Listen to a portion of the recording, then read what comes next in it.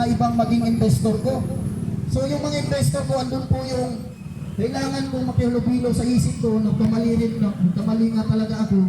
Unang-una, tumikim lang ako, sabay sa kanila ng inom, ang cushions lang ganun. Katagalan ako na po yung naglilibre. So in short po, nag-backslide po ako, maulis po ako sa gawain. No, para lang sa kasgustuhan ko na sumama sila sa negosyo ko na ginagawa at para lumago yung negosyo ko. So ibig sabihin po, hindi pa po ako nakontento kahit kumikita na ako. So nung pandemic po, grabe po yung nangyari sa akin, wala talagang wisdom kasi simula nung ako po ay nag-backslide, ang buhay ko po, naging magulo talaga siya. Wala pong direksyon.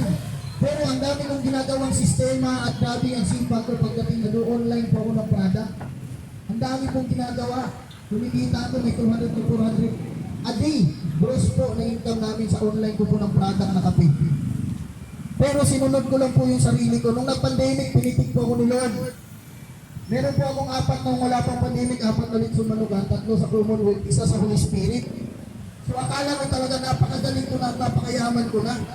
At sinusunod ko na lang yung sarili ko. Bumalik ako sa pag-iinom, nag-backslide ako. Ang dami ko pong nagawang kasalanan sa mundo. Nagbabae ako. Kasi marami akong pera. Akala ko napakayaman ko na. Parang may ilang milyon ako na pera sa bangko ko. May negosyo ako, may mga sasakyan. Pero nung pinitik ako ni Lord, na pinaalala niya na anak, ikaw ay steward ko. At hindi ka naging good steward na. Kaya, binalik talaga ako ni Lord na inano talaga niya na pinahintulot niya na para makita ko kung gaano niya ako kamahal at ayaw niya ako na mapasama. So yun po mga kapatid, salamat po sa Panginoon na may mga ginagamit po ng mga instrumento ng Panginoon na gaya ng mga pastor, sila Pastor Jeff Carpio po. Salamat po sa Panginoon sa lugar na ito, dito po sa Kiko, sa Sampaloc po, may isang Pastor Jeff Carpio na pinadala si Lord at ginamit ang buhay para po magbahagi kung gaano tayo kamahal ni Lord. Dahil po doon, may nakilala akong pastor, dito lang po, taga Sanana, si Pastor Jonathan Ungab, baka kilala niyo po. Siya po ang naging daan na mabalik ako sa gawain ng Panginoon. Simula po noon, iniwan na, actually po nangyari sa akin, iniwan ako ng buong pamilya ko. Maging ang asawa ko, iniwan po ako. Umuwi sila ng Mindanao. Ganun po ang pangyayari sa buhay ko dahil nagkamali ako. Nagdasal ako, nag-isip ako, sabi ko, ano ba magandang gawin ko, Lord?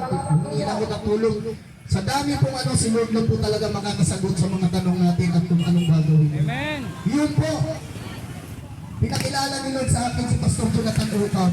Yun po, sabi ko, nakipagkubinan ako sa Panginoon, nabigyan ako ng another chance. Isang chance lang po na mabago ang takbo ng